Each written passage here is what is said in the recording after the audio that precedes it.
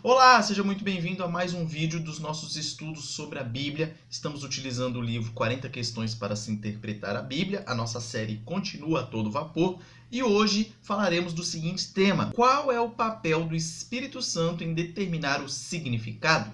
Hoje falaremos bastante sobre o Espírito Santo, quem é o Espírito Santo, como ele atua para que nós entendamos as Escrituras ou como nós hajamos conforme as Escrituras. É sobre isso que nós falaremos hoje. A pergunta para iniciarmos é a seguinte: o Espírito Santo, ele realmente guia os crentes a um verdadeiro significado ou aplicação do texto bíblico? Para respondermos essa pergunta, nós temos que primeiro responder a seguinte pergunta: quem é o Espírito Santo? E a fonte de informação para nós, para respondermos a esta pergunta, está nas Sagradas Escrituras. Primeiro, lá no Evangelho de Mateus 28:19, vai nos dizer que o Espírito Santo ele é a terceira pessoa da Trindade. Assim diz a palavra de Deus. Ide, portanto, fazei discípulos de todas as nações, batizando-os em nome do Pai, e do Filho, e do Espírito Santo. Assim disse Jesus Cristo. É interessante a gente observar aqui a figura da Trindade. Nós temos um único Deus, porém nós temos o Espírito Santo que é Deus, Jesus que é Deus, Deus Pai que é Deus. Os três são Deus, mas a gente só tem um Deus. É o mistério da Trindade. Para nossa limitação racional, a gente não vai entender racionalmente essa equação, mas cremos porque é isso que está revelado nas Sagradas Escrituras para nós. Então, primeiro ponto, o Espírito Santo ele é a terceira pessoa da Trindade. Isso é importante porque ele é uma pessoa, ele não é uma energia, ele é uma pessoa. Isso é importante nós dizermos. Depois, lá no Evangelho de João 14:26, vai dizer que ele é enviado pelo Pai e pelo Filho ao mundo. Diz assim a palavra de Deus: mas o Consolador, o Espírito Santo, a quem o Pai enviará em meu nome, ou seja, no nome de Jesus Cristo, esse vos ensinará todas as coisas e vos fará lembrar de tudo que vos tenho dito. Ele também habita todos os verdadeiros seguidores de Jesus. Isso nós vemos lá em 1 Coríntios 3:16. Não sabeis que sois santuário de Deus e que o Espírito de Deus habita em vós? Isso é o apóstolo Paulo dizendo. O Espírito Santo ele nos capacita a viver em arrependimento e fé. Isso você pode encontrar em Romanos, capítulo 8, versículos de 1 a 17. Não leremos por causa do tempo. Ele também nos capacita com os dons espirituais. Você também pode ver isso lá em Efésios, capítulo 4, versículos de 11 a 16 e 1 Coríntios, capítulo 12, versículos de 4 a 11. Ele também intercede em favor do povo de Deus. Isso está lá em Romanos 8:26. Também o Espírito, semelhantemente, nos assiste, ou nos dá assistência, em nossa fraqueza, porque não sabemos orar como convém, mas o mesmo Espírito intercede por nós sobremaneira, com gemidos inexprimíveis. O Espírito Santo também nos lembra a posição de filhos. Isso está lá em Gálatas 4:6. E porque vós sois filhos, enviou Deus ao nosso coração o Espírito de seu Filho que clama, Abba, Pai. O Espírito Santo ele inspirou os autores da Escritura. Isso nós encontramos em 2 Pedro, capítulo 1, versículos 20 e 21, que diz: sabendo primeiramente isto, que nenhuma profecia da Escritura provém de particular elucidação, porque nunca jamais qualquer profecia foi dada por vontade humana. Entretanto, homens santos falaram da parte de Deus, movidos pelo Espírito Santo. O Espírito Santo ele lembrou aos apóstolos o ensino do Senhor Jesus e lhes ensinou também outras coisas. Vemos isso no Evangelho de João, capítulo 14, versículos 25 e 26, que diz: isto vos tenho dito, estando ainda convosco, mas o Consolador, o Espírito Santo, a quem o Pai enviará em meu nome, esse vos ensinará todas as coisas e vos fará lembrar de tudo o que vos tenho dito. A conclusão que nós chegamos, depois de apresentar aqui algumas características de quem é o Espírito Santo e o que ele faz, qual é a sua obra, deve haver pouca dúvida de que a Bíblia apresenta-se a si mesma como o produto da inspiração do Espírito. Mas a Bíblia também apresenta o Espírito como quem dá aos crentes ajuda especial para entenderem o conteúdo das Escrituras. Ou seja, entender que o Espírito Santo inspirou as Escrituras, beleza, tá tranquilo. Agora, será que ele nos ajuda mesmo a entender e a praticar o que está na Escritura? É isso que nós veremos a partir de agora. A iluminação do Espírito Santo é o nosso ponto. O Espírito Santo ele traz ao cristão maior entendimento cognitivo do texto bíblico. A gente tem que entender que a partir de agora, a cognição e a volição, que é a vontade, que é o fazer alguma coisa, vão caminhar juntos. Vocês vão entender melhor esse conceito no decorrer da exposição. Mas lembrem-se que cognição e ação caminham juntos. O Espírito Santo ele também traz convicção de que os ensinos da Escritura são realmente verdadeiros, aplicáveis e imperativos. Se não fosse o Espírito Santo agir desta maneira, a pessoa não teria convicção. Ela poderia ler a Bíblia, racionalmente entender talvez o que estivesse ali, porém ela não teria convicção da verdade que está expressa nas Escrituras. Hoje a gente vê muita gente equiparando a Bíblia com outros livros qualquer. Essa pessoa ela não tem a convicção da superioridade da Escritura, ou seja, o Espírito Santo não agiu nela. Então, um ponto importante é nós definirmos aqui o que o Espírito Santo não faz. E o que ele não faz? Ele não cochicha. Muitas vezes a gente tem um conceito errado que quando a gente ora por iluminação e ao lermos a Bíblia, nós ouviremos uma vozinha falando para a gente o significado correto do texto. Isso está errado. O Espírito Santo ele não cochicha para nós o significado que estamos lendo ali. Tá, então se ele não faz isso, o que ele faz? O Espírito Santo ele torna possível que o leitor use cada faculdade para discernir a palavra e aplicá-la. É isso que o Espírito Santo vai fazer. É essa a atuação do Espírito Santo nos nossos estudos da Bíblia. O Espírito Santo ele nos capacita a liberarmos nossa mente para o texto, mas não sussurra para nós a resposta certa. Tenha isso muito claro em sua mente.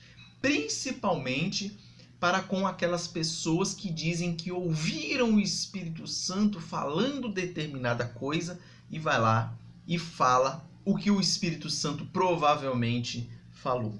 Tome muito cuidado com isso. O Espírito Santo ele não sussurra o significado das Escrituras. Perceba esse exemplo de como o Espírito Santo atua. Como ele faz você enxergar as coisas que estão no texto. Ele atua na nossa cognição também. Percebam, essa imagem, você olhando de relance, você vai ver o quê? Você vai ver dois idosos, um de frente para o outro. Agora, se você começa a prestar bastante atenção, e eu peço que você faça isso agora, neste momento, você vai perceber o quê? Que lá do lado direito, você tem, como sendo o ouvido do Senhor ali, você tem uma moça parada na porta. Depois, andando aqui mais para o lado esquerdo, você vai ver que você tem ali dois músicos, um tocando um violão, o outro ali sentado com um negócio na cabeça, uma garrafa do lado de bebida, ali do lado da pessoa do lado esquerdo, mas que se você olhar na visão macro, você vai ver que é o brinco da idosa do lado esquerdo. Você vai ver que é uma imagem que está lá, mas às vezes você olha de relance e você apenas vê os dois idosos. Quando você olha com bastante atenção, você consegue ver as duas pessoas ali, uma tocando, a outra ouvindo e a menina lá do outro lado de fora. Então é isso que o Espírito Santo vai fazer. Quando o Espírito Santo não atua, é como se a pessoa visse apenas a imagem dos dois idosos. Quando o Espírito Santo atua, é como se a pessoa visse o significado mais profundo que está ali. Mas o texto está ali, não é nada que está aparecendo obscuramente do nada, não é nada informações novas, vamos dizer assim. É o que está no texto, mas ele vai te auxiliar a ver de uma forma diferente. Então o crente ele é capacitado pelo Espírito Santo a avaliar mais exatamente a evidência que tem diante de si. Como eu dei o exemplo, a evidência está lá. O texto bíblico está lá. o Espírito Santo nos capacita a prestar atenção e a entender melhor aquilo ali. Isso não quer dizer que o crente ele sempre verá as coisas corretamente. Isso é importante de ser dito. Muitos outros fatores afetam a interpretação, como a inteligência inata do crente, as capacidades, as predisposições e sua intimidade com Deus e obediência a Ele. Então você percebe que vários outros fatores estão envolvidos. Então a gente tem que levar isso muito em conta. A nossa série de vídeos que estamos falando aqui sobre as Escrituras, nós falamos da necessidade de estudar a Bíblia, mas também de orar, de meditar na palavra, de buscar informações em outras fontes, às vezes que vão ajudar a entender o texto bíblico, buscando contextos históricos e tudo mais. Então você percebe que são vários fatores que vão influenciar. Isso tem que ficar também muito bem claro na nossa mente. A cognição, que é o entendimento mental, e a volição, as escolhas da vontade humana, são duas faces da mesma moeda. É aquilo que eu falei no início do vídeo. A cognição e a volição estarão andando juntas nesse processo. Por que eu falo isso? Porque tem gente que vai falar que o Espírito Santo só atua na cognição, outros vão falar que só atua na volição e não na cognição, e outros vão falar que atua nos dois. Nós defendemos o ponto de vista que, sim, ele atua em ambos, na cognição e na volição. Vamos lá entender um pouco melhor a respeito disso aqui. Afirmar o significado correto da Bíblia e recusar-se a obedecer são coisas pouco prováveis. O que isso significa? A pessoa dizer que entendeu o texto bíblico e não agir conforme o texto bíblico é praticamente impossível. A conclusão que a gente chega é que se a pessoa não age conforme o texto bíblico é porque ela não entendeu o texto bíblico. A gente parte desse pressuposto. Vamos dar um exemplo aqui para facilitar esse entendimento. É como se a pessoa dissesse o seguinte: a casa está pegando fogo, e a pessoa diz racionalmente: nossa, o cheiro de queimado, tá calor, e viu fogo, a casa está pegando fogo. E ele não sai correndo, ele fica lá parado. Essa é a dissociação que não deve existir com relação às Sagradas Escrituras. Porque se você crê naquilo que você está lendo ali, se você entendeu aquilo ali, você vai agir conforme aquilo ali. Por exemplo, se Jesus Cristo fala que você demonstra amor para com Ele, cumprindo com as ordenanças dele, com a vontade dele, se você entendeu isso, você vai querer agir da maneira que agrade a Ele. Então você dizer que entendeu isso e não agir conforme isso, tudo indica que você não entendeu realmente. Então o coração humano ele é propenso ao auto-engano, distorção, impiedade, ilusão e auto-justificação. Quem não se submete a Deus, ele distorcerá inevitavelmente o ensino da Bíblia e ou sua percepção da realidade para justificar seu comportamento ímpio. Além disso, quando nós rejeitamos a verdade, Deus envia maior cegueira e, como punição, remove sua restrição divina.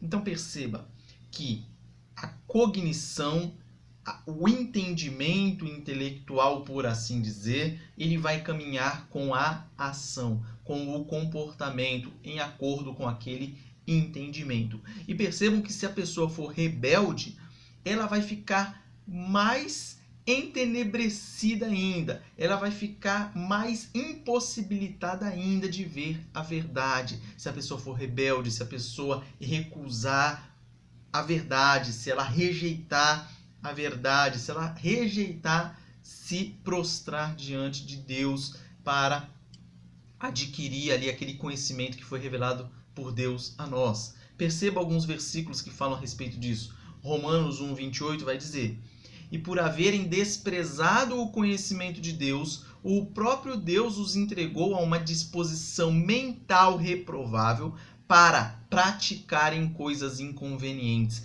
Percebam aqui a ligação entre o mental e a prática. Então perceba que a pessoa ali no início ela desprezou, depois Deus o entregou uma disposição mental reprovável para praticarem coisas inconvenientes. Então perceba que o entendimento intelectual ali está ligado com a prática de coisas, aqui no caso, inconvenientes, coisas que desagradam a Deus. A gente tem que entender que o pecado ele nos afetou por inteiro. Então ele afetou a nossa mente, ele afetou o nosso corpo, a nossa vontade, tudo. Ele afetou tudo. E é por isso que o Espírito Santo atua em todas as áreas também. Tanto na parte mental como na parte prática, na parte volitiva, vamos dizer assim. Outro versículo que vem apoiar o que nós falamos anteriormente está lá em 2 Tessalonicenses, capítulo 2, versículos de 10 a 12, que diz: E com todo o engano de injustiça aos que perecem, porque não acolheram o amor da verdade para serem salvos. É por este motivo, pois, que Deus lhes manda a operação do erro, para darem crédito à mentira, a fim de serem julgados todos quantos não deram crédito à verdade. Antes, pelo contrário, deleitaram-se com a injustiça. Percebam aqui a palavra-chave, aqueles que não acolheram e depois que Deus manda a operação do erro. Você vê que é uma bola de neve, uma coisa vai puxando a outra. Você se rebela, a coisa vai ficando cada vez pior. A punição por abraçarem as trevas do pecado é uma mente ainda mais entenebrecida e uma vida ímpia, que resulta dessas trevas mais intensas. Então o Espírito Santo ele nos capacita a percebermos os fatos e a julgarmos a plausibilidade de argumentos com maior clareza. O fato de que não crentes podem entender partes da Escritura indica a graça comum de Deus e não a ausência da obra iluminadora do Espírito Santo. Muita gente vai dizer isso. Se o Espírito Santo que tem que atuar para que nós possamos entender a palavra, por que pessoas não crentes às vezes entendem algumas passagens? E aí nós temos a questão da graça comum. A misericórdia de Deus, que faz com que essas pessoas também sejam racionais. E a palavra de Deus, por ser a verdade, racionalmente, claro, a pessoa vai acabar concordando com ela. É claro que com a atuação do Espírito Santo, tudo muda. Mas o ímpio dele também pode entender, sim, algumas passagens da Bíblia. Aí vem a outra pergunta. Você vai dizer o seguinte: não, tá bom, o Espírito Santo ele atua, ele nos ajuda a entender, mas e as discordâncias entre eruditos sinceros que creem na Bíblia, amam a Jesus e são piedosos? Então, como explicar isso? Como explicar a atuação do Espírito Santo em eruditos?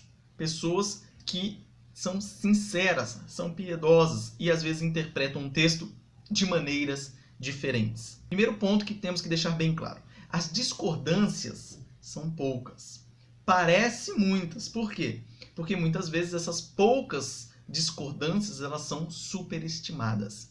Mas só que discordâncias entre eruditos sinceros, como nós dissemos, são poucas. E são em temas secundários. Isso eu não estou falando de todos os eruditos. É claro que você vai ter aí os liberais, enfim, que distorcem todos os ensinamentos da Escritura, sejam eles secundários ou primários. Estamos falando aqui de crentes fiéis. Crentes fiéis de N denominações, e eles podem interpretar o texto de maneira diferente, e a gente tem que levar em conta isso. A questão de que essas conflitâncias aí, essas discordâncias serão poucas e serão em assuntos secundários. Aqueles assuntos que não vão afetar muita coisa, vamos dizer assim. Então Deus ele sabe quais de nossas opiniões teológicas são motivadas por interesse próprio, preconceito e apego eclesiástico ou denominacional. Então quem conhece o nosso coração é Deus. E ele sabe qual é às vezes o nosso intuito de discordar de determinado ponto. Pode ser por orgulho, soberba, pode ser porque a gente defende com unhas e dentes a nossa denominação, ou algo desse tipo, ou algum líder. Então Deus sabe. Deus sabe de todas as coisas, mas tenham em mente que em assuntos primários e assuntos importantes, basilares da fé, os eruditos fiéis não vão discordar. Então agora alguns textos bíblicos que apoiam a iluminação, ou seja, essa atuação do Espírito Santo que vai nos ajudar a compreender o significado correto das Escrituras e a agir conforme esse ensinamento. Mas antes de mostrar os textos, eu quero fazer um adendo. Não confundam revelação com iluminação. Revelação foi a atuação do Espírito Santo diretamente aos autores bíblicos que escreveram as Sagradas Escrituras. Revelação ali acabou. Acabou, não existe mais. Agora, iluminação é aquela atuação do Espírito Santo em todos os crentes, todos os dias, em todas as eras, até a volta do nosso Senhor Jesus. Então não confunda revelação com inspiração. Vamos lá, alguns textos que venham aqui a apoiar essa iluminação do Espírito Santo. Eu não vou ler os textos inteiros, mas as referências estão aí, eles estão colocados aí também, mas eu vou chamar a atenção só para algumas palavras-chave aqui. Lá em Salmos não. Eu tenho o costume de copiar isso aqui de uma Bíblia online aqui, e quando você copia um capítulo, ele vem no plural. E eu, na hora de revisar, eu acabo esquecendo às vezes de arrumar. Não é Salmos, é Salmo de 119. Estou falando de um salmo só. Então, o Salmo 119, capítulos 17 a 20, vai dizer lá o seguinte: desvenda os meus olhos para que eu contemple as maravilhas da tua lei. Não escondas de mim os teus mandamentos. Quem é que vai desvendar os olhos e quem é que não vai esconder os mandamentos? É o Espírito Santo. Aqui é a atuação do Espírito Santo, por isso que o salmista ora pedindo esse auxílio. Outros textos, temos lá em Mateus 13, de 11 a 16. Porque a vós outros é dado conhecer os mistérios do reino dos céus. Quem é que dá a conhecer? O Espírito Santo. Os seguidores de Jesus, eles são capazes de ver, ouvir e entender verdadeiramente o ensino de Jesus, porque isso lhes foi dado por Deus. Aqui nós vemos claramente a assistência divina nesse sentido. 1 Coríntios 2,14 vai dizer: ora, o homem natural não aceita as coisas do Espírito de Deus porque eles são loucura e não pode entendê-las, porque elas se discernem espiritualmente. De novo, a atuação do Espírito Santo. Lá em 2 Coríntios 3, de 13 a 16, vai dizer o seguinte: os sentidos deles se embotaram, não estão entendendo, os pagãos, os ímpios, os rebeldes, não lhes sendo revelado. Veja, quem revela é o Espírito Santo. Lá no finalzinho: quando, porém, algum deles se converte ao Senhor, o véu lhe é retirado. Aqui no sentido de o véu deixá-los ver como é realmente a coisa, o significado correto. Enquanto eles não se convertem, eles estão com os olhos vendados. Romanos 11, 7 e 8 vai dizer que Deus lhes deu espírito de entorpecimento, olhos para não ver e ouvidos para não ouvir, até o dia de hoje. Perceba aqui a operação do erro, como nós tínhamos dito anteriormente. Lucas 24, 44 e 45 vai dizer: lhes abriu o entendimento para compreenderem as Escrituras. E quem é que abre o entendimento para compreender as Escrituras? O Espírito Santo. Somente por meio da ajuda do Espírito Santo nós podemos entender corretamente Cristo como o significado final da Bíblia. Se não fosse a atuação do Espírito Santo, não entenderíamos. Então você pode agradecer a Deus se porventura você entende isto, é porque o Espírito Santo atuou e mostrou para você. Implicações práticas dessa iluminação do Espírito Santo. Se o Espírito Santo ele ajuda os crentes a entenderem, aplicarem e obedecerem às Escrituras, logo devemos nos prostrar diante do autor divino. Primeiro ponto. Segundo, confessar nossos pecados. Terceiro, buscar ajuda espiritual. Quarto, estudar a Bíblia começando com oração e adoração. Essas são as implicações de nós reconhecermos a atuação do Espírito Santo no nosso estudo bíblico. Algumas reflexões aqui para nós encerrarmos. Você já ouviu alguém apelar ao Espírito Santo para apoiar um significado da Escritura que lhe pareceu uma interpretação ilegítima? Isso acontece demais, demais. A pessoa interpreta de uma maneira totalmente equivocada e coloca a culpa no Espírito Santo. Fala assim: não, o Espírito Santo que me revelou isso aqui.